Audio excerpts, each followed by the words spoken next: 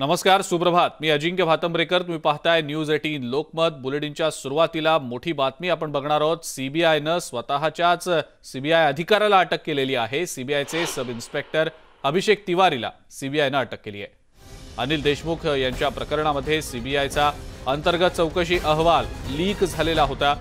या प्रकरणी सीबीआयनं रात्री उशिरा ही अटकेची कारवाई केलेली आहे। सोबतच अभिषेक तिवारी यांचं सीबीआय कार्यालयातलं लॉकर आणि अलाहाबाद इथल्या ठिकाणी देखील सीबीआयनं तपासणी केलेली आहे। अनिल देशमुख यांना सीबीआयनं क्लीन चिट दिल्याचा सीबीआयचा अहवाल सोशल मीडियावर व्हायरल झालेला होता।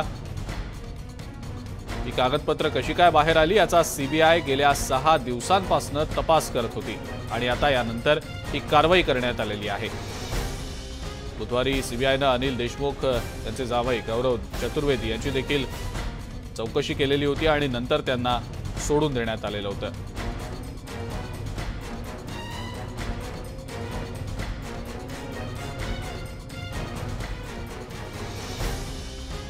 याचबद्दलची अधिक माहिती आपण जाणून घेणार आहोत। तुषार कोहळे आपले प्रतिनिधी आपल्या सोबत आहेत सध्या फोन लाईनवरनं। तुषार, चौकशी अहवाल लीक केल्याप्रकरणी सीबीआयनं सीबीआयच्याच एका अधिकाऱ्याला अटक केल्याचं समोर येत आहे। काय सांगता येईल त्याबद्दल? जर बघायला रात्री उशीर अभिषेक तिवारी नावाचे जे सब इन्स्पेक्टर आहेत सीबीआयचे त्यांना अटक केलेली आहे। आणि त्याआधी सीबीआयने जे अनिल देशमुख यांचा जो सीबीआयचा अहवाल होता जो फुटला होता आणि नंतर सोशल मीडियावर व्हायरल झाला होता त्या संदर्भात एफआयआर देखील दाखल केलेली होती।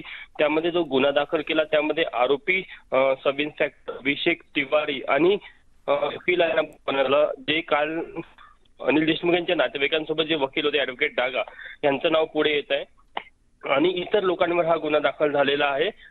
साधारण रात्री उशिरापर्यंत सीबीआयची ही सर्व कारवाई सुरू होती। अभिषेक तिवारी यांचं मुंबईच्या म्हणजे दिल्लीच्या सीबीआय कार्यालयामध्ये जे ऑफिस आहे त्या ऑफिसच्या लॉकर्स आणि त्यांच्या इतर कागदपत्रांची तपासणी करण्यात आली। सोबतच अभिषेक तिवारी यांचं जे दिल्ली अलाहाबादचं घर आहे त्या अलाहाबादच्या घराची देखील तपासणी करण्यात आलेली आहे। महत्त्वाचा विषय हा आहे की जर तुम्ही या संपूर्ण प्रकरणामध्ये जर का बघायचं झालं तर अनिल देशमुख यांच्या सातत्याने आता अडचणी वाढताना पाहायला मिळत आहे। कारण की सीबीआयचा अहवाल लीक झाल्यानंतर अनिल देशमुख कुटुंबियाचं कुठेतरी नाव पुढे येत आहे। त्याच कारवाईचा भाग म्हणून काल रात्री अनिल देशमुख यांचे जे जावाई होते गौरव चतुर्वेदी यांची देखील चौकशी करण्यात आलेली होती। सोबतच आनंद डागा यांची देखील चौकशी करण्यात आलेली होती आणि या संपूर्ण घटनेनंतर निश्चितच पुढील काळामध्ये आणखी काही अटक होण्याची शक्यता वर्तवली जात आहे। तुषार, पण ज्यावेळेला हा सगळा चौकशी अहवाल सोशल मीडियावर लीक झालेला होता, सीबीआयनं तब्बल 6 दिवस या सगळ्या प्रकाराच्या मागे नेमकं कोण याचा शोध घेतला, हा सगळा तपास सीबीआयनं नेमका कसा केला त्याबद्दल नेमकं काय सांगता येईल? पण जेव्हा 6 दिवसाआधी हा संपूर्ण अहवाल लीक झाला आणि सोशल मीडियावर आला तेव्हा सीबीआयला कुठेतरी संशय होता की त्यांच्याच कोणत्या तरी डिपार्टमेंटच्या व्यक्तीने हा अहवाल लीक केला असेल। कारण की अत्यंत गोपनीय असा अहवाल सीबीआयने तयार केलेला होता आणि सीबीआयच्या कोणत्याही व्यक्तीशिवाय हा बाहेर जाऊ शकत नव्हता। त्यानंतर मग जेव्हा सोशल मीडियावर जेव्हा हा अहवाल आला तेव्हा सीबीआयनं मोबाईल म्हणजे टेक्निकल एव्हिडन्सच्या आधारावर हा संपूर्ण प्रकार तपास केला। त्यानंतर मोबाईलवरनं सुरुवातीला सोशल मीडिया अपडेट अपलोड करण्यात आला आणि सोबतच त्या मोबाईलचं कोणासोबत सीबीआयच्या कोणत्या व्यक्तीसोबत संवाद होत होता, कोणत्या नंबरवरनं संवाद होता, त्यामध्ये एका वकिलाचं नाव पुढे आलं आणि वकिलाच्या आधारानंतर मग ही पुढची चौकशी पुढे झाली। यामध्ये सब इन्स्पेक्टर जे अभिषेक तिवारी आहे आधीपासूनच रडारवर होते। त्यांच्या फोन कॉल असेल त्यांचं लोकेशन असेल या सर्व गोष्टी ट्रेस करण्यात आल्या आणि जेव्हा त्यांच्या कार्यालयाची प्राथमिक चौकशी करण्यात आली तेव्हा लक्षात आलं की सीबीआयच्या ज्या कॉम्प्युटरच्या सर्व्हरवरनं हा कॉपी करण्यात आला नंतर व्हायरल करण्यात आला त्यामध्ये अभिषेक तिवारी हे दोषी आहे। त्यानंतर मग त्यांच्या विरुद्ध गुन्हा दाखल करण्यात आला। यामध्ये आरोपी क्रमांक 1 अभिषेक तिवारी यांना बनवण्यात आलं तर आरोपी क्रमांक 2 ॲडव्होकेट डागा यांना बनवण्यात आलं आणि त्यानंतर मग इतर लोकांना या संपूर्ण प्रकरणाचे आरोपी बनवण्यात आलेले आहेत। तर सीबीआयने जी माहिती दिली त्यानुसार ही सर्व बाब आता पुढे चाललेली आहे। यामध्ये निश्चितच अनिल देशमुख कुटुंबियावरही संशय आहे कारण की काल बघितलं आपण की अनिल देशमुख कुटुंबातल्या काही सदस्यांची चौकशी झालेली आहे। यामध्ये आता बघावं लागेल की नेमकं सीबीआय पुढे आणखी काही लोकांना अटक करतात का आणि जर का अनिल देशमुख कुटुंबीय किंवा त्यांच्या वकिलांचा या प्रकरणात किती हात आहे आणि ते जर का दोषी असेल तर कदाचित त्यांच्यावर देखील अटकेची टांगती तलवार राहू शकते। बिलकुल तुषार, धन्यवाद। सविस्तर माहिती आपण दिली त्याबद्दल। पुढची महत्त्वाची बातमी बघूया। मुंबईमध्ये लसीकरण पूर्ण झालेल्या जवळपास 30 लाख प्रवासी मध्य आणि पश्चिम रेल्वेनं प्रवास करतायत। कोरोनाचा कहर सुरू होण्यापूर्वीच्या 38% ही प्रवासी संख्या आहे। गेल्या महिन्यात 11 ऑगस्टपासून रेल्वेनं प्रवाशांसाठी पास द्यायला सुरुवात केली, तेव्हापासून पश्चिम रेल्वेवर सुमारे 11 लाख प्रवासी तर मध्य रेल्वेवर सुमारे 19 लाख प्रवासी प्रवास करत असल्याची माहिती रेल्वेकडून देण्यात आलेली आहे। याचबद्दल अधिक माहिती आपण जाणून घेणार आहोत। प्रणाली कापसे आपल्या प्रतिनिधी आपल्या सोबत आहेत सध्या। प्रणाली, मुंबईमध्ये सध्या 30 लाख प्रवासी रेल्वेनं प्रवास करत असल्याची माहिती आकडेवारी रेल्वेकडूनच समोर आलेली आहे आणि 38% कोरोनापूर्वीच्या काळामधली जी एकूण आकडेवारी होती त्या तुलनेने 38% सध्या प्रवासी संख्या दिसते। प्रणाली, या सगळ्याबद्दल काय सांगते?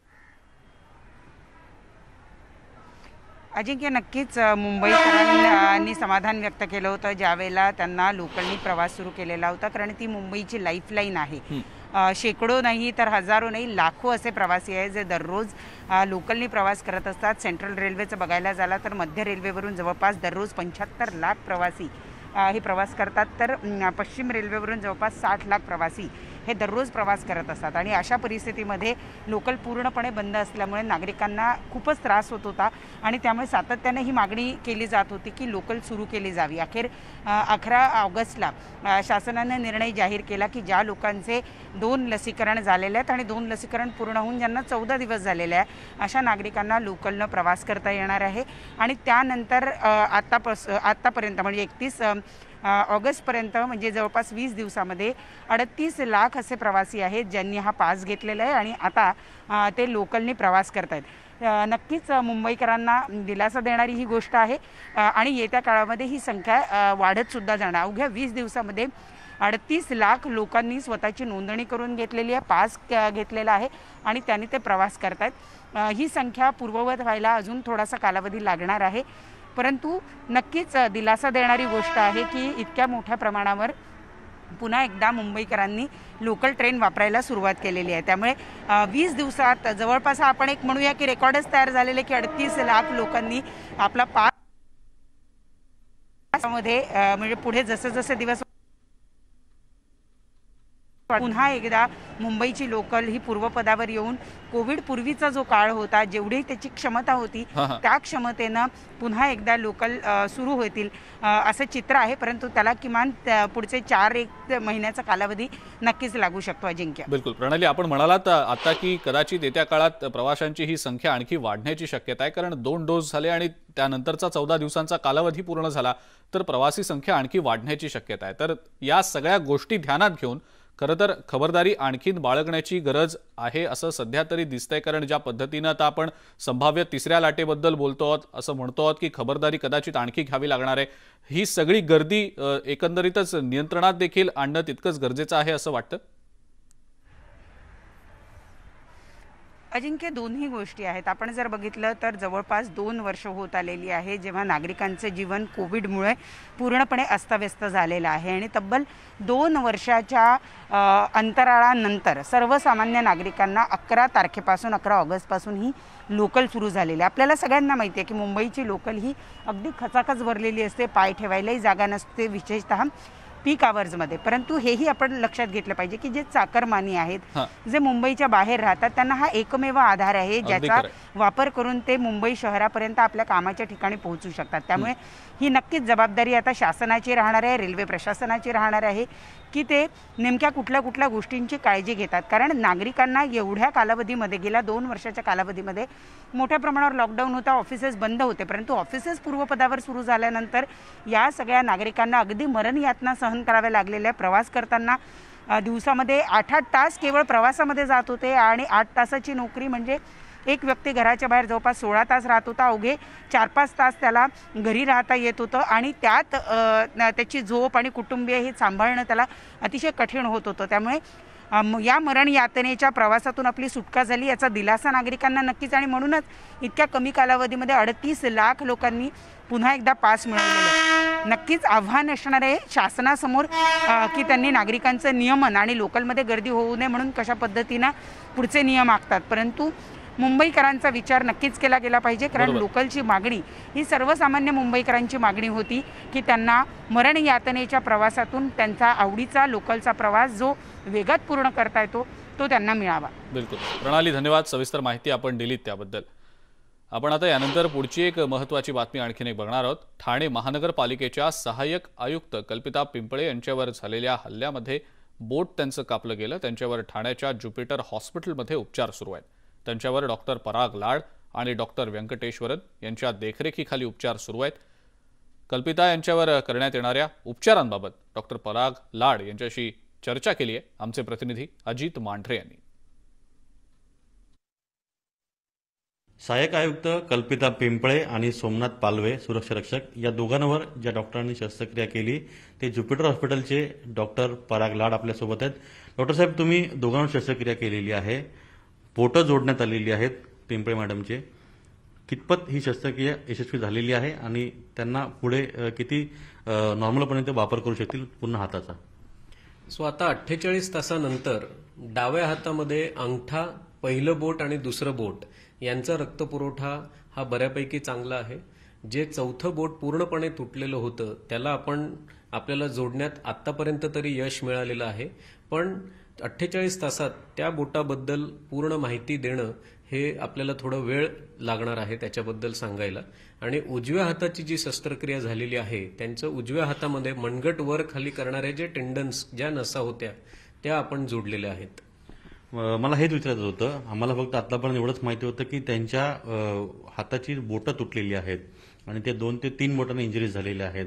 पण मनगटाचं देखील तुम्ही सांगितलेलं, तर मनगटाला किती इजा झालेली आहे आणि हा दुसरा हात जो आहे ज्याची बोटं तुटलेली आहेत त्याला इतर किती इजा झालेली आहे?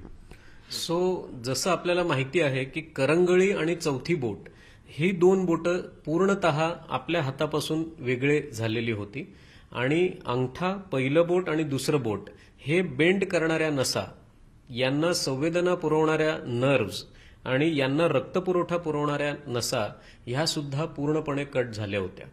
तर त्या शस्त्रक्रियेनंतर अंगठा, पहिलं आणि दुसऱ्या बोटांचं रक्तपुरवठा आणि नर्व्सच्या शस्त्रक्रिया खूप चांगल्या पद्धतीने यशस्वी झालेली आहे.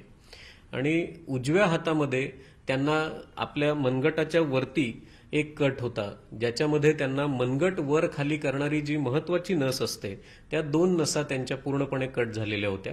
आता शस्त्रक्रियेनंतर हात प्लास्टरमध्ये आहे, पण उजव्या हाताचं रिकव्हरी ही बऱ्यापैकी चांगली आहे, होऊ शकते. डाव्या हातामध्ये जेव्हा या जखमा पूर्णपणे बऱ्या होतील तेव्हा त्यांना फिजिओथेरपीची गरज पडणार आहे आणि ते आपल्याला सांगतील. त्या फिजिओथेरपी केल्यानंतर आपल्याला कळेल की या हातामध्ये त्यांचं फंक्शन म्हणजे काम करण्याची कॅपॅसिटी किती राहणार आहे. आपल्याला या सांध्यापर्यंत आपण त्याला वाचवण्यात यश मिळवलेलं आहे आणि हे जे चौथं बोट आहे ह्याला आपण जोडलं तरी, जरी पूर्णतः आपण ते जोडलेलं आहे तरी कालांतराने आपण त्याला पूर्णतः नॉर्मल करू शकू की नाही हे आपल्याला वेळ सांगेल. काही पेशंट्समध्ये किंवा यांच्यामध्ये पुन्हा एकदा शस्त्रक्रिया करावी लागू पण पडू शकते. आणि मनगटाचा जो भाग आहे, जी वर कट झाला होता म्हणजे ते सेन्सेस कट झाल्या होत्या, ते तुम्ही जोडलेले आहेत, त्या जशा आधी नॉर्मल फंक्शन करायच्या तशा पुढे फंक्शन होतील? हाताच्या शस्त्रक्रियेनंतर आता टेक्निकल भाग जो आहे नसा जोडण्याचा हा आपण चांगल्या पद्धतीने केलेला आहे, पण एकदा 3 आठवड्यानंतर जेव्हा जखमा पूर्णपणे सुकतात आणि जेव्हा आपण पेशंटला फिजिओथेरपी करायला सांगतो तर 2-2.5 महिन्यामध्ये त्यांच्या फिजिओथेरपीनुसार आपल्याला त्या हातामध्ये किती फंक्शन पुन्हा येईल हे कळेल. पण उजव्या हाताचा मार बघितला तर नियर नॉर्मल म्हणजे बऱ्यापैकी नॉर्मल हाताचं फंक्शन होण्याची शक्यता खूप आहे. आता जेवढं बोट अवेलेबल आहे त्याच्यामध्ये मुवमेंट होण्याची शक्यता खूप चांगली आहे. 3 आठवडे त्याला ड्रेसिंग लागणार आहे आणि त्याची रिकव्हरी ही बऱ्यापैकी नॉर्मल होऊ शकते, पण त्याने बोट गमावलेलं आहे हे दुःख तर आहेच. पुढे जर्नलिस्ट बाळकृष्ण शेट्टीसह अजित मांढरे, न्यूज 18 लोकमत, ठाणे. ठाणे पालिकेतील सहाय्यक आयुक्त कल्पिता पिंपळेंवर झालेल्या हल्ल्यानंतर मनसेनं आक्रमक भूमिका घेतलेली आहे. मनसे अध्यक्ष राज ठाकरे यांनी कल्पिता पिंपळे यांची भेट घेतली. फेरीवाल्यांकडून झालेल्या जीवघेण्या हल्ल्यात कल्पिता पिंपळे जखमी झालेल्या होत्या. राज ठाकरे यांनी ठाण्यातल्या ज्युपिटर हॉस्पिटलमध्ये जात कल्पिता पिंपळे यांची विचारपूस केली. मंगळवारी घेतलेल्या पत्रकार परिषदेमध्ये राज ठाकरेंनी या प्रकरणावर भाष्यही केलेलं होतं.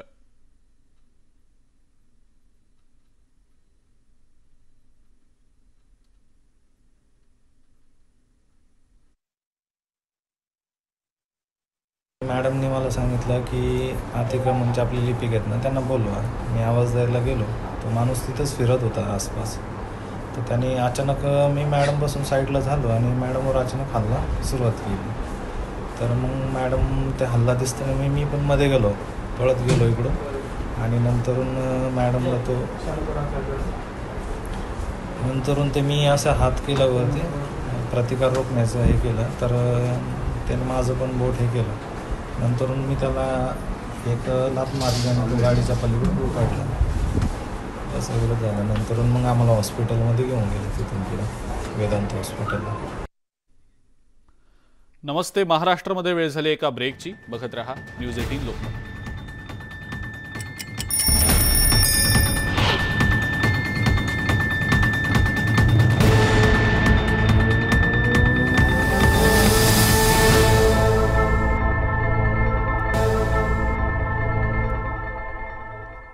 ब्रेकनंतर आपल्या सगळ्यांचं पुन्हा एकदा स्वागत. कन्नड घाट परिसरात झालेल्या जोरदार पावसामुळे शेतकऱ्यांचं मोठं नुकसान झालंय. गडदगड नदीला अचानक पूर आल्यानं पीक तर वाहून गेलीच, मात्र जमीन सुद्धा वाहून गेली आहे. जमीन खरडून गेल्यानं शेतकऱ्यांना आता शेती करावी कशी असा प्रश्न देखील पडलाय. खरडून गेलेल्या जमिनीचा आढावा घेत शेतकऱ्यांची बातचीत केली आहे आमचे प्रतिनिधी सिद्धार्थ गोदाम यांनी. औरंगाबाद जिल्ह्यातील कन्नड तालुक्यामध्ये काल जबरदस्त पाऊस झाला. घाट कोसळला तरी इतर या ठिकाणी जो आहे प्रचंड मोठं नुकसान झालेलं आहे. ही गडदगड नदी आहे आणि ही नदी, या नदीच्या वर असलेला जो आहे पाझर तलाव अचानक फुटल्यामुळं या नदीला पूर आला आणि नदीच्या आसपासची जमीन पूर्णपणे खरडून गेलेली आहे. आपण बघू शकतो की हे जे फक्त माती दिसते या ठिकाणी शेती होती आणि या ठिकाणी कोणतं ना कोणतं पीक होतं. कालपासून जो आहे पाऊस थांबण्याचं नाव घेत नाहीये. आताही बघतोय आपण की पाऊस या ठिकाणी पडायला सुरुवात झालेली आहे आणि शेतीचं नुकसान मोठं झालेलं आहे. आता हे पात्र मी तुम्हाला दाखवण्याचा प्रयत्न करतो. तुम्हाला वाटेल की हे नदीचं पात्र आहे, तर हे नदीचं पात्र नाही, तर ही शेती आहे आणि या ठिकाणी ज्या जवळपास कमरे एवढा कापूस या ठिकाणी तयार होता. मात्र अचानक पाऊस आला, पाझर तलाव फुटल्यामुळं जे आहे मोठं नुकसान झालेलं आहे. आताही पावसाची आपण बघू शकतो, पाऊस पडतो आहे आणि या ठिकाणी शेती होती का असा प्रश्न निर्माण होईल, कारण पूर्णच्या पूर्ण नदीचं पात्र खरडून गेलेलं आहे. शेतीचं पिकाचं नुकसान जर झालं तर आपल्याला माहिती आहे की ते एक मोसमचं किंवा एका सीझनचं नुकसान होऊ शकतं. मात्र या ठिकाणी आता ही पूर्णच्या पूर्ण माती खरडून गेल्यामुळं या ठिकाणी मोठं नुकसान झालेलं आहे. असाच पावसाची सुरुवात झाली होती आणि आपण बघतोय की बरेच शेतकरी जे आहेत या ठिकाणी थांबलेले आहेत. ते पंचनाम्याची वाट बघतात, कारण अधिकारी येतील आणि ते पंचनामा करतील असं म्हणणं आहे. बाबा मला माफ करा, तुम्हाला मी पावसात उभं केलेलं, या ठिकाणी तुम्हाला जायचं होतं. काय कसं नुकसान झालेलं? आतोनात शेतकऱ्यांचं फक्त जमिनीचं जास्त नुकसान झालं. पिकं तर गेले समजून घ्या, पिकांचं तर आता आशा नाही राहिली. पण आता जमिनी तयार कशा होतील होऊ शकणार. काय होतं इथं? काय होतं इथं कपाशी होती सरी. तिथे जमीन जर पूर्ण म्हणजे डायरेक्ट म्हणजे मातीत राहिलेली नाही, तर त्यांना ती तयार करणं म्हणजे अशक्य आहे ना ते. आता आई मला सांगा किती नुकसान झालेलं, इथं काय काय पिकं होती?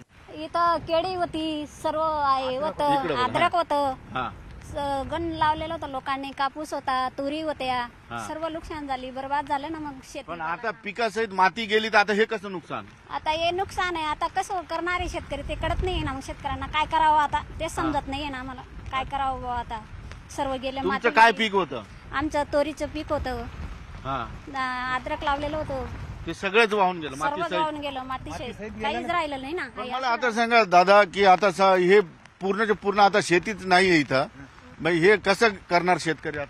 आता शेतकरीचं आता कसं आहे, त्याच्याजवळ पैसे आले तरच तो करू शकत, नाही तर याला अजून काहीतरी करून जसं काही तसं करून जे करता येईल तेवढं कर, नाही तर मग ते पडीतच राहायचे. बरं, आता पिकाचे पंचनामे झाले काय? तुम्ही तर थांबले, कोणी अधिकारी आले होते? आले, कोणी वरती गेलेले, बाकीचे इथून पाऊस हवा वापस चालले गेले. अच्छा, तुमच्या शेतात झाला पंचनामा? नाही केला त्यांनी. दोन एकच शेत आडं होतं, तशात ते घरी चालले गेले. पाणी पाहून लगेच आले ते इकडं. आम्ही आरडा मारत होतो तरी थांबले नाही ते. आता कुणी आलेलं नाहीये. कसा पाऊस लय होता? पाऊस आता चालू पाऊस आला ना तर लगेच चालले गेले ते उद्या येऊ म्हणे असं. नाही, काल पाऊस लय जोरात होता. काल तर एकदम जोरात पाऊस होता. हो एकदम जोरात पाऊस होता. ढगफुटी सारखं झालं होतं. काय रात्रीचं झालं होतं ते. रात्रीच धरण फुटले. आपण बघू शकतो या ठिकाणी की ही जी बघा मार्किंग आहे आणि आजूबाजूला जी झाडं अडकलेली आहेत त्या झाडावरून आपल्याला अंदाज येईल की कशा पद्धतीनं मोठं नुकसान. आता हे जे आपण शेतात उभं आहे हे या लहान तरुण शेतकऱ्याची शेती होती. ही इथं किती काय पीक होतं? इथं कपाशीचं पीक होतं आणि कंबरभर छाती बरोबर पीक होतं इथं कपाशीला. म्हणजे मोठं पीक होतं.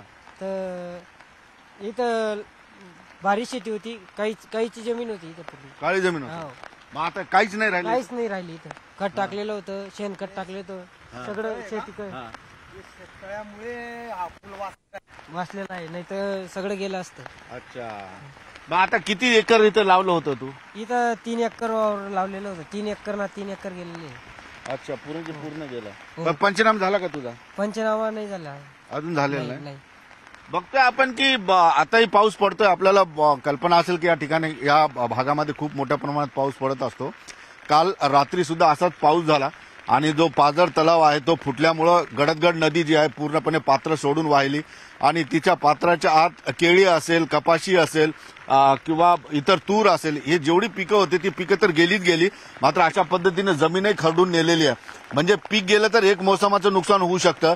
या ठिकाणी जमिनीच गेलेली आहे आणि विशेष म्हणजे प्रशासनाने आणखी इकडे लक्ष दिलेलं नाहीये आणि या ठिकाणचे पंचनामे झालेले आहे. खऱ्या अर्थाने आता येऊन शेतकऱ्यांना थोडासा धीर देणं फार गरजेचं आहे आणि या ठिकाणी पंचनामे कसे होतील आणि शेतकऱ्यांना नुकसान जे आहे पिकाचं तर नुकसान भेटलंच पाहिजे. मात्र जमीन खरडून गेल्यामुळं जे काय नुकसान झालेलं आहे ते नुकसान अत्यंत महत्वाचं आहे. त्यासाठी वेगळा विचार करणं फार गरजेचं आहे. आता पाऊस या ठिकाणी सुरू झालेला आहे आणि एकंदरीतच हा पाऊस जर वाढला तर पुन्हा नुकसान होण्याची शक्यता आहे. सुधीर जाधव सह सिद्धार्थ गोदाम, न्यूज 18 लोकमत, कन्नड, औरंगाबाद. कन्नड भागामध्ये झालेल्या नुकसानाची पाहणी राज्यमंत्री अब्दुल सत्तार यांनी केली आहे. भिलदरी नागद भागातील धरण फुटल्यानं पिकांसहित जमीन सुद्धा वाहून गेली आहे. जमीनच खरडून गेली आहे. त्यामुळे वेगळे निकष लावून शेतकऱ्यांना विशेष मदत करण्यासाठी मुख्यमंत्र्यांना भेटू असं आश्वासन अब्दुल सत्तार यांनी दिलेलं आहे. चाळीसगाव परिसरात दुकानाचं मोठं नुकसान झालंय. त्या व्यापाऱ्यांना सुद्धा मदत मिळण्यासाठी आपण प्रयत्न करू असंही ते म्हणालेत. अब्दुल सत्तार यांच्याशी या सगळ्या संदर्भात संवाद साधलाय आमचे प्रतिनिधी सिद्धार्थ गोदाम यांनी. गेल्या पावसामुळे कन्नड तालुक्यामध्ये मोठं नुकसान झालेलं आहे. गडदगड नदीच्या आसपासची पूर्ण शेती वाहून गेलेली आहे. नुसतं पीक वाहून नाही गेलं तर त्या ठिकाणची मातीही वाहून गेलेली. त्यामुळं फार मोठं नुकसान शेतकऱ्यांचं झालेलं आहे आणि जवळचाच जो आहे पाझर तलाव फुटल्यामुळं या नदीला मोठा पूर आला आणि या नदीच्या आसपास असलेली सगळी शेती पिकासहित जमीन खरडून गेलेली. त्यामुळे मोठं नुकसान झालंय. आता सरकारच्या वतीनं आपण बघतो या ठिकाणी अब्दुल सत्तार जो राज्यमंत्री आहेत त्यांनी येऊन शेतीमध्ये पाहणी सुरू केलेली आहे. आता ते कपाशीच्या शेतीमध्ये आहेत आणि गडदगड शेती नदीच्या बाजूलाच आहे. प्रचंड मोठं नुकसान आहे आणि प्रशासनाचे आणि सरकारचे प्रतिनिधी म्हणून अब्दुल सत्तार या ठिकाणी आलेले आहेत. सर, तुम्ही बघितलेलं आहे, मी पण बघितलेलं आहे, फार प्रचंड नुकसान आहे. नाही, भिलदरी गाव आणि सायगावन असेल किंवा याच्या आजूबाजूचा परिसर असेल, मोठ्या प्रमाणावर पाणी अतिवृष्टी झाल्यानंतर खरं म्हणजे एक तो छोटा धरण होता तो फुटला आणि त्यामुळे हजारो हेक्टर जमीन वाहून गेली. काही केळी होती, काही ठिकाणी कापूस होता, काही ठिकाणी मका होती, काही ठिकाणी छोटे मोठे पीक आहे, काही जनावरही म्हशी असतील, गायी असतील, काही बैल असतील, ही वाहून गेले आणि 3 डेथ झालेली आहे. एक घाटामध्ये झालेली आहे, एक आताच एक डेथ बॉडी आपल्या वरठाण या गावाला सापडली. अशा परिस्थितीमध्ये जे नुकसान झालेली आहे सन्माननीय मुख्यमंत्री महोदयाला ही सर्व माहिती मी रात्री देणार आहे आणि हे सर्व दिल्यानंतर खरं म्हणजे याला आता निकष कोणता लावायचा तोच माझा प्रश्न होता की पीक गेलं तर एक हंगामाचं नुकसान असतं, जमीनच खरडून गेलेली आहे, त्याचं काय वेगळे निकष लावणार का तुम्ही मुख्यमंत्र्यांकडे? नाही, खरं म्हणजे मी सन्माननीय मुख्यमंत्री महोदयाला ही विनंती करेल की कोल्हापूरमध्ये ज्या परिस्थितीमध्ये पूर परिस्थिती झाली आणि अतिवृष्टीमुळे मोठं नुकसान झालं होतं त्यावेळेस ज्या खरडून गेलेल्या जमिनीला जो निकष लावला होता तो निकष या परिसरातली सर्व जमिनीच्या ज्या नुकसान झालेले आहे, कन्नड असेल किंवा याचा परिसर असेल, चाळीसगाव असेल, इकडे सिल्लोड असेल, सोयगाव असेल, अशा अनेक गावामध्ये मोठ्या प्रमाणावर शेतकऱ्यांची नुकसान झालेली आहे आणि त्या शेतकऱ्याला खास बाब म्हणून काही नियम शिथिल करून या शेतकऱ्यांना मदत करावी लागेल. आपण जो मुद्दा मांडला हा महत्वाचा मुद्दा आहे का एका वर्षाचं नुकसान झाला तर किंवा एका पिकाचं नुकसान एक सीझन पुरता 4 महिन्याच्या पिकापुरता होतो, परंतु हे जे नुकसान झालेलं आहे जमीनच खरडून गेलेली आहे. परत अशी जमीन तयार करायला शेतकऱ्याला मोठी मशागत लाखो कोट्यावधी रुपये खर्च लागल आणि हे सर्व करण्याची आता ऐपत त्या शेतकऱ्याची नसते.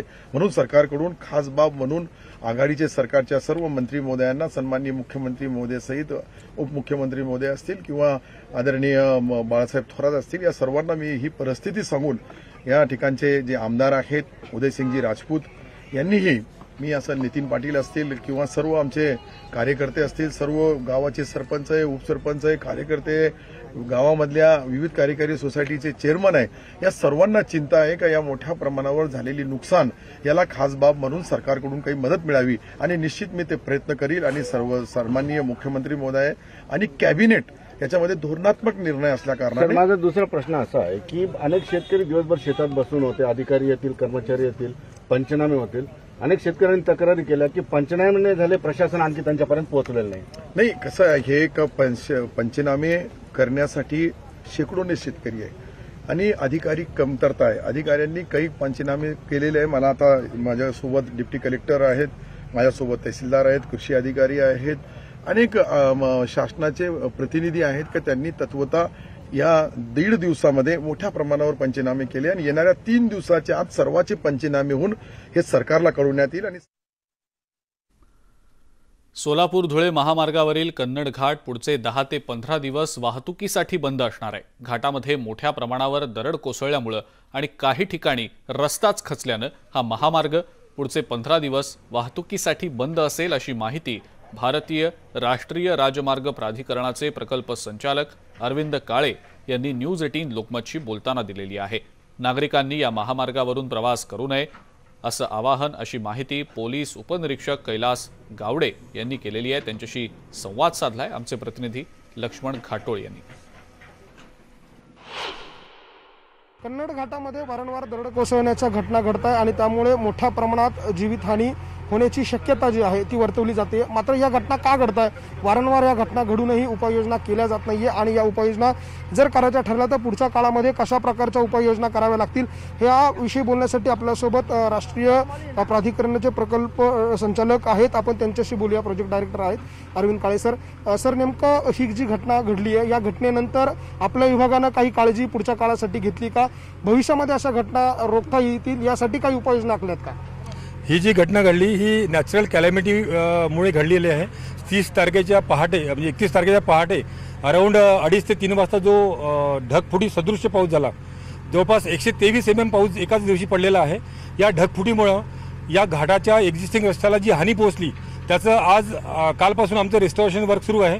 ही रेस्टॉरेशन वर्क करताना या घाटातली पूर्णपणे ट्रॅफिक बंद करून ती आपल्या नांदगाव मार्गे वळती करून आमचं या रिस्टॉरेशनचं काम सुरू आहे. हे आम्ही युद्ध पातळीवर लवकरात लवकर कंप्लीट करण्याचा प्रयत्न करू आणि त्यानंतर आमचे जे रोड सेफ्टी कन्सल्टंट आहे, रोड सेफ्टी कन्सल्टंटकडनं याचा आढावा घेऊन नंतर ट्रॅफिक चालू करू. सर, खरं तर कन्नड घाट जो म्हटला जातो वारंवार या ठिकाणी अपघाताच्या घटना घडतात, दरड कोसळण्याच्या घटना घडतात. आपल्या विभागाकडनं याच्यावर कायमस्वरूपी कधी उपाय होणार आहेत का, की वारंवार लोकांना हाच त्रास सहन करावा लागणार? सध्या या घाट सेक्शनमध्ये रिपेअर अँड मेंटेनन्सचं काम चालू आहे. हा घाट सेक्शन फक्त 15 किलोमीटरचाच उरलेला आहे. दोन्ही बाजूनी 4 लेनचे काम अवार्ड झालेलं आहे किंवा किंबहुना 4 लेन झालेला आहे तेलवाडीपर्यंत. या घाटाच्या साठी म्हणजे उपाययोजनेसाठी आपण टनेलचा DPR करणं सुरू आहे. DPR ऑलमोस्ट झालेला आहे. त्या DPRला कॉस्ट जी आहे ती त्याचं रिडक्शन करणं हे सध्या आमचं रिव्ह्यू करणं सुरू आहे. वन विभागाच्या काही परवानग्या आपल्याला मिळत नाहीये आणि त्यामुळे वारंवार अडचणी येत आहे. यासाठी देश पातळीवर किंवा वरिष्ठ पातळीवर काही प्रयत्न आपल्याकडनं केले गेलेत का? या घाटाच्या देखभाल आणि दुरुस्तीकरता आम्हाला फॉरेस्ट डिपार्टमेंटची परमिशन आवश्यक होती आणि ती आम्हाला मिळाली आहे 20 ऑगस्टला. त्यानंतर त्यांच्या सहयोगानं आमचं काम सुरू आहे. साधारणतः हे टनलचं काम जर आपण हाती घेतलं तर ते किती वर्षामध्ये पूर्ण होऊ शकतं आणि त्याचा DPR आपण जो मंजूर झालेला आहे त्याच्याबद्दल आत्ता सध्याची त्याची काय परिस्थिती आहे? एक्झिस्टिंग घाटामध्ये ज्या मोठ्या मोठ्या हिलॉक्स आहे त्यातनं पण टनेल होऊ शकतो का? कारण आम्ही जो प्रपोज केला आहे त्याची कॉस्ट जास्त आलेली आहे आणि ही कॉस्ट कशी कमी करता येईल आणि टनेलची लांबी कशी कमी करता येईल त्याच्याबद्दल तज्ज्ञ कन्सल्टंटकडनं रिव्ह्यू सुरू आहे.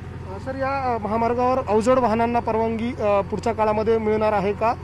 कारण अवजड वाहनांमुळे या घाटाची दुरवस्था झाली असं देखील निदर्शनास आलेलं आहे. हा घाट दुरुस्त झाल्यानंतर अवजड वाहनांना पण आपण परवानगी देऊ शकतो. जशी ट्रॅफिक अगोदर सुरू होती तशीच ट्रॅफिक पूर्ववत करण्यासाठी आमचे प्रयत्न प्रगतीपथावर सुरू आहे. आपण बघतोय अधिकाऱ्यांकडनं या घाटाच्या बाबत किंवा या कन्नडच्या बाबत कायमस्वरूपी उपाययोजना करण्याची माहिती दिली जाते. आपल्यासोबत ज्यांनी या घाटाचं काम केलं त्या विभागाचे काही ठेकेदार आहेत, आपण त्यांच्याशी बोलूया. सर, कशा प्रकारचं कामकाज आपल्याकडनं केलं जातंय आणि आता सध्याची परिस्थिती काय, कायमस्वरूपी उपाययोजना काय असू करता येऊ शकते यासाठी? कायमस्वरूपी जर टनल उशिरा होणार आहे तर या घाटात एक वाइंडिंगचं आपण काम करू शकतो रिटेनिंग वॉलच्या माध्यमातून. जवळपास 3.5 किलोमीटर अजून रिटेनिंग वॉल बनवलं तर घाट सेफ होईल. आणि आता जे कालपासून हे दृश्य बघू राहिलो आपण ते आम्ही परवा रात्री 3 वाजेपासून आम्ही इथं आहेत घाटात आणि रिस्टॉरेशन आणि हे सगळं जे एरोजन झालेलं त्याचं काम चालू आहे काढायचं.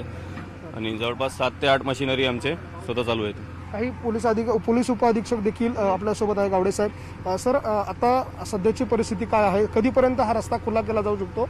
आणि वारंवार ह्या घडणाऱ्या कन्नडच्या घाटामधल्या अपघातांवरती आपल्या विभागाकडनं राष्ट्रीय महामार्गाला काही सूचना दिलेल्या आहे का, की याच्यावर काही उपाययोजना कळवल्यात का? उपाययोजना कळवण्यात आलेल्या आहेत.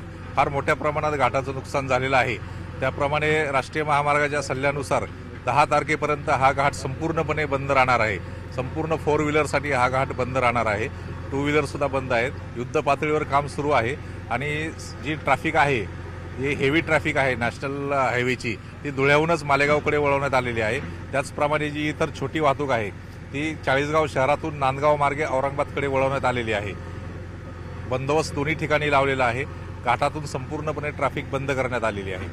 आपण बघतोय अधिकाऱ्यांच्या या प्रतिक्रिया आहे. वारंवार कन्नड घाटामध्ये अशा प्रकारच्या घटना घडतात, मात्र त्याच्यावर भविष्यामध्ये अशा घटना रोखता येतील असे कुठलेही उपाययोजना यापूर्वी झालेल्या नाही आणि त्यामुळे वारंवार अशा घटना घडतात. आता मात्र अधिकारी असं सांगताय की या संदर्भात टनल तयार करून हा जो काही अपघातांचा प्रकार आहे हा कायमस्वरूपी बंद केला जाईल किंवा कायमस्वरूपी यावर तोडगा काढण्यासाठी टनलचा पर्याय समोर आलेला आहे.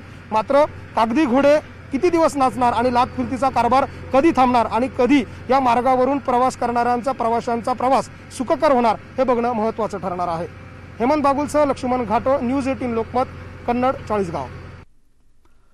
कोल्हापूर जिल्ह्यातल्या भुदरगड तालुक्यामध्ये असलेल्या मेघोली लघु पाटबंधारे प्रकल्पाच्या भिंतीला गळती लागून अखेर बंधारा फुटल्याची माहिती मेघोलीच्या ग्रामस्थांनी रात्री उशिरा दिलेली आहे.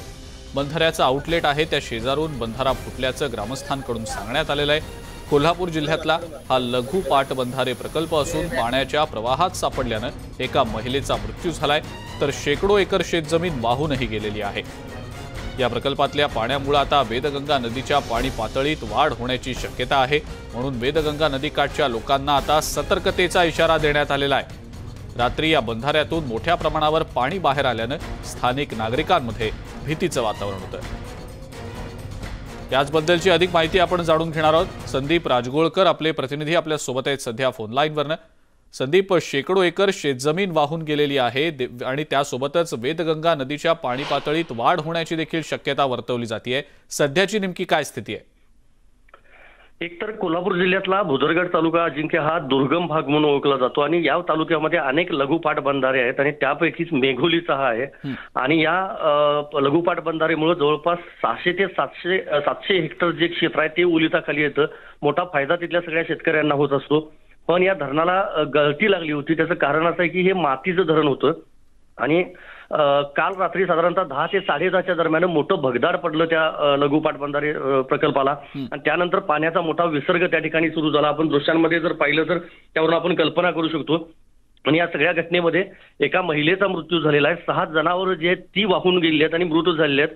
आणि सगळ्यात महत्वाचं जे शेतीचे पंप असतात म्हणजे ज्या मोटारी असतात पाणी उपसा करण्यासाठी त्या अनेक मोटारी वाहून गेलेल्या आहेत. शेत जमीन देखील वाहून गेलेली आहे. एकीकडे आपल्याला माहिती आहे नुकताच महापूर कोल्हापूर जिल्ह्यामध्ये येऊन गेला त्यामुळे शेतकऱ्याचं नुकसान झालेलं असताना दुसरीकडे आता भुदरगड तालुक्यामध्ये एक नैसर्गिक संकट ओढवलेलं आहे असं म्हणता येईल. आता जिल्हा प्रशासनाच्या वतीनं किंवा राज्य सरकारच्या वतीनं त्यांना काही मदत दिली जाते का हे बघावं लागणार आहे. संदीप, पण आपण पाहिलं असेल तर वेदगंगा नदीच्या काठच्या लोकांना नागरिकांना सतर्कतेचा इशारा देखील दिला गेल्याचं समजतं आहे. पाणी पातळीत एकीकडे वाढ होताना देखील बोललं गेलं. ही सगळी परिस्थिती आता प्रशासन कशा प्रकारे हाताळतंय, काय नेमक्या त्याबद्दलच्या उपाययोजना केल्या जात आहेत? काल रात्री 10:30 वाजता जेव्हा म्हणजे पाझर तलाव जो आहे तो फुटल्यानंतर त्याचं पाणी मोठ्या प्रमाणामध्ये येऊ लागलं. त्यामुळं नागरिकांना अंदाज नव्हता की किती पाण्याची पातळी असू शकते. त्यामुळे सगळ्या नागरिकांनी, एकतर नागरिक असतील, तिथले शेतकरी असतील, अजिंक्य, त्यांनी संपूर्ण रात्र ही जागून काढली. आणि त्यानंतर हे सगळं जे पाणी आहे हे वेदगंगा नदीमध्ये येतं. दूधगंगा आणि वेदगंगा ह्या कोल्हापूर जिल्ह्यातल्या मुख्य नद्या आहेत. मात्र त्या पुढं कर्नाटकला जाऊन मिळतात. कागल, बुदरगड या दोन्ही तालुक्यांमधून या नद्या वाहतात. त्यामुळं जी नदीकाठची काही गावं आहेत वेदगंगेच्या, त्या नदीकाठच्या गावांना सतर्कतेचा इशारा दिला आहे. पण तिथली जी शेती आहे, म्हणजे ऊसाची प्रामुख्याने शेती त्या भागामध्ये केली जाते, ती देखील पाण्याखाली जाण्याची शक्यता आहे. पण सध्याची जर परिस्थिती पाहिली तर तिथलं जे पाणी आहे त्या पाण्याचा पूर्णपणे निचरा झाला आहे. म्हणजे पूर्ण जो लघु पाटबंधारे जो प्रकल्प होता तो आता रिकामा झाला आहे. मात्र वेदगंगेच्या पाणी पातळीमध्ये म्हणजे कमालीची अशी, जसं पंचगंगेच्या नदी पाणी पातळीत वाढ होते तशी वाढ अद्यापपर्यंत तरी झालेली नाही आहे. बिलकुल संदीप, धन्यवाद. सविस्तर माहिती आपण दिली त्याबद्दल. आपण पाहतो या छायाचित्रांमध्ये मेघोली पाटबंधारे प्रकल्पाच्या भिंतीला गळती लागलेली होती. शेकडो एकर शेतजमीन वाहून त्यामुळे आता गेलेली आहे. वेदगंगा नदीच्या पाणी पातळीत वाढ होण्याची देखील शक्यता व्यक्त केली गेली होती. ब्रेकनंतर आपल्या सगळ्यांचं पुन्हा एकदा स्वागत. ब्रेकनंतर अकोल्यामधून अतिशय धक्कादायक बातमी समोर येते. अकोल्यामध्ये एका 8 वर्षीय चिमुकलीला HIVची लागण झालेली आहे. धक्कादायक बाब म्हणजे या चिमुकलीच्या रक्तामधल्या पांढऱ्या पेशी कमी झालेल्या होत्या. दिल्या गेलेल्या रक्तामधून HIVचं संक्रमण झाल्याचा आरोप आता नातेवाईकांनी केलाय. हा धक्कादायक प्रकार 8 महिन्यांनंतर तपासणी केल्यावर उघडकीला आलाय. या प्रकरणी आता चिमुकलीच्या नातेवाईकांनी आरोग्यमंत्र्यांसह विविध ठिकाणी आता तक्रारी केलेल्या आहेत. अकोल्यातल्या मूर्तिजापूर इथल्या खासगी रुग्णालयातली ही घटना आहे. अकोला इथल्या BP ठाकरे रक्तपेढीतून आणलेल्या रक्तामुळे चिमुकलीला HIVची लागण झाल्याचा आरोप आई वडिलांनी केलाय. या प्रकरणी आता न्याय मिळण्यासाठी चिमुकलीच्या नातेवाईकांनी आरोग्यमंत्र्यांसह पालकमंत्री आणि जिल्हाधिकाऱ्यांकडे देखील तक्रार केलेली आहे. याबाबत आता आरोग्य विभागाकडून एक समिती देखील गठीत करण्यात आलेली आहे. डॉक्टर साहब ने बोले जैसा उसको प्लेटलेट की ज़रूरत है, प्लेटलेट देना पड़ेगा. तो हमने डॉक्टर साहब ने एड्रेस दिए ठाकरे लैब वाले का, बोले वहाँ से प्लेटलेट आप ला लो जाके, हम यहाँ पर चढ़ा देंगे बोले दवाखाने में. तो हमने ठाकरे लैब वाले के पास से प्लेटलेट लाए और वो बच्ची को चढ़ा भी दिए. लेकिन जब से उसको प्लेटलेट चढ़ाए वो बच्ची की तबीयत ज़्यादा सीरियस होने लगी. तकरीबन 8 महीने में 8 मरतबा उसको एडमिट की ज़रूरत पड़ गई. तो डॉक्टरों का ये कहना था जैसा इतना ट्रीटमेंट करने के बाद में बच्ची के अंदर बीमारी के अंदर सुधार क्यों नहीं आ रहा. तो उनको जैसा शंका थी कि इसको HIV हो सकता, वो शंका पर उन्होंने HIV टेस्ट करने के लिए बोले. तो उसका HIV टेस्ट सरकारी हॉस्पिटल मूर्तिजापुर में किए तो वो HIV पॉजिटिव बता रही. लेकिन वो जो पॉजिटिव बताई तो फिर उसके मम्मी का जो शक है उसके पापा के ऊपर जाने लगा और पापा का शक जो है तो मम्मी के ऊपर जाने लगा. तो उसके कारण वो दोनों में बहुत एक दूसरे के लिए नफरत पैदा हो गई. मुलगी 8 महिने आधी उपचारासाठी भरती होती. भरती दरम्यान त्या मुलीचे प्लेटलेट कमी झाले होते. ते कमी झाल्यामुळे अकोल्यातील एका ब्लड बँकेतून तिला प्लाझ्मा लावण्यात आला. कालांतराने ती मुलगी 8 महिनेपर्यंत आजारी राहिली. आजारी झाल्यानंतर आपल्या उपजिल्हा रुग्णालय मूर्तिजापूर येथे गेले असता त्या मुलीचे रक्त तपासणीमध्ये ती पॉझिटिव्ह आली. HIV संक्रमित आल्यानंतर तिच्या आईवडिलांना सॅम्पल काढण्यात आले पण ते निगेटिव्ह आले. या संपूर्ण चौकशीसाठी एक समिती नेमण्यात आलेली आहे माननीय जिल्हा शल्यचिकित्सक यांच्यामार्फत. आणि त्या समितीचा अहवाल आल्यानंतर निश्चितच जो कोणी दोषी असेल त्याच्यावर कठोर कारवाई करण्यात येईल. याच्यात काय झालं की हे जे रक्त पुरवठा केला गेला त्या रुग्णात दिलं गेलं, हा रक्तपुरवठा आमच्याकडनं निगेटिव्ह अहवाल आल्यानंतरच दिलं गेलं आहे. पॉझिटिव्ह अहवाल असलेल्या प्रत्येक रक्ताचं युनिट आम्ही डिस्कार्ड करतो. तेव्हा विंडो पिरियड म्हणजे 3 ते 4 महिन्यापर्यंतचा विंडो पिरियड असतो. या विंडो पिरियडमध्ये रक्ताची तपासणी केली तर त्याचा अहवाल एलायझा अहवाल निगेटिव्ह येतो. समजा एखाद्याला HIV इन्फेक्शन झालं आहे तर ते 3 महिन्यापर्यंत त्यांनी रक्तदान जर केलं तर त्याचा अहवाल किंवा त्याचा रिपोर्ट निगेटिव्ह येईल. तो अहवाल निगेटिव्ह येतो आणि आपल्याला वाटतं की बाबा याला काही नाही आहे इन्फेक्शन. ब्रेकनंतर आपल्या सगळ्यांचं पुन्हा एकदा स्वागत. राज्यातल्या सण आणि उत्सवांच्या पार्श्वभूमीवर शिवसेनेचे खासदार संजय राऊत यांनी न्यूज 18 लोकमतला दिलेल्या एक्सक्लुझिव्ह मुलाखतीमध्ये नेमकं काय भाष्य केलंय पाहूया. हळूहळू आपण अनेक जागा उघडतोय. लोक येत आहेत, नोकरीच्या कामाच्या जागा आपण उघडतोय, लोकल ट्रेन सुरू केल्या आहेत. त्याचा परिणाम जो का व्हायचा तो होईल. पण दहीहंडी असेल, गणेशोत्सव असतील, सार्वजनिक ठिकाणी गर्दीवर नियंत्रण ठेवा अशा प्रकारची ॲडवायझरी सूचना कोणी दिल्या? केंद्र सरकारने दिलेल्या आहेत. केंद्र सरकारमध्ये कोण आहेत? प्रधानमंत्री नरेंद्र मोदी जी आहेत आणि गृहमंत्री अमित शहा जी आहेत. या त्यांच्याकडनं आलेल्या ॲडवायझरी आहेत. आता आमचं ऐकू नका.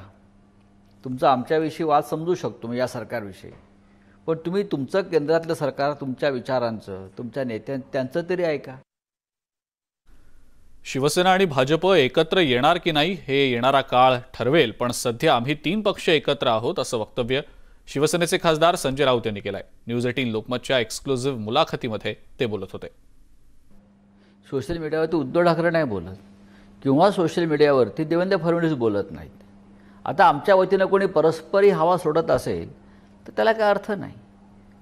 भारतीय जनता पक्ष आणि शिवसेना एकत्र येतील की नाही हे येणारा काळ ठरवेल, पण या क्षणी आम्ही 3 पक्ष एकत्र आहोत आणि 3 पक्ष, राष्ट्रवादी काँग्रेस आमच्याबरोबर आहे, काँग्रेस पक्ष आमच्याबरोबर आहे आणि मुख्यमंत्री शिवसेनेचा आहे. 3 पक्षाची कमिटमेंट आहे. कॉमन मिनिमम प्रोग्राम हा आमच्या सरकारचा आधार आहे आणि 2 वर्ष पूर्ण करतो आम्ही सरकारला नोव्हेंबरला. उरलेली 3 वर्षसुद्धा आम्ही सहज पूर्ण करू. न्यूज 18 लोकमतला दिलेल्या एक्सक्लुझिव्ह मुलाखतीमध्ये राऊत यांनी पालिका निवडणुकींसंदर्भात देखील भाष्य केलेलं आहे. मुंबई महानगरपालिका निवडणुकीत शिवसेनाच बाजी मारेल असा विश्वास संजय राऊत यांनी व्यक्त केलाय. बघा, हा येणारा काळ ठरवेल. आम्ही सरकार एकत्र चालवायचं कमिटमेंट केलं आहे. एकमेकांचे पक्ष चालवायचं आमची कमिटमेंट नाही आहे. पण जिथे गरज आहे तिथे आम्ही नक्की एकत्र लढणार. जिथे आवश्यकता आहे, जिथे सहज शक्य आहे अशा ठिकाणी 3ही पक्ष महाविकास आघाडी म्हणून निवडणुका लढण्याचं ठरलेलं आहे. आम्ही लढू. तर मुंबईमध्ये तर काँग्रेस सांगतात की ते ठीक आहे, पाहू ना. काँग्रेस पक्षाला मुंबईमध्ये त्यांच्या काही भागात नक्कीच त्यांचं वजन आहे, त्यांचा जोर आहे. काही ठिकाणी राष्ट्रवादी असेल, पण मुंबईवरती कायम पगडा हा शिवसेनेचाच राहिला. मुंबईमध्ये राजकीय यंत्रणा असेल, मुंबईतला मतदार असेल, जनता असेल, हिनं कायम गेल्या 50 वर्षामध्ये महानगरपालिकेत शिवसेनेलाच निवडून दिलं आहे आणि 2022च्या निवडणुकातसुद्धा शिवसेनाच येणार आहे, सगळ्यांना माहिती आहे. मुंबई पालिका निवडणुकीत सुद्धा शिवसेनाच पुन्हा एकदा बाजी मारेल असा आत्मविश्वास यावेळेला संजय राऊत यांनी व्यक्त केलेला आहे. नमस्ते महाराष्ट्रमध्ये वेळ झाली आहे इथंच थांबण्याची. मात्र जाता जाता एक महत्त्वाचं आवाहन करायचं आहे, ते म्हणजे कोरोनाचा प्रादुर्भाव नियंत्रणात जरी येत असला तरी आपण आपली जबाबदारी, आपलं जे भान आहे, सामाजिक भान, ते जपलं पाहिजे. कोरोना प्रतिबंधक नियमांचं पालन केलं गेलं पाहिजे. मास्क लावा, सॅनिटायझरनं वारंवार हात स्वच्छ करा आणि सोशल डिस्टन्सिंग पाळा. बघत रहा न्यूज 18 लोकमत.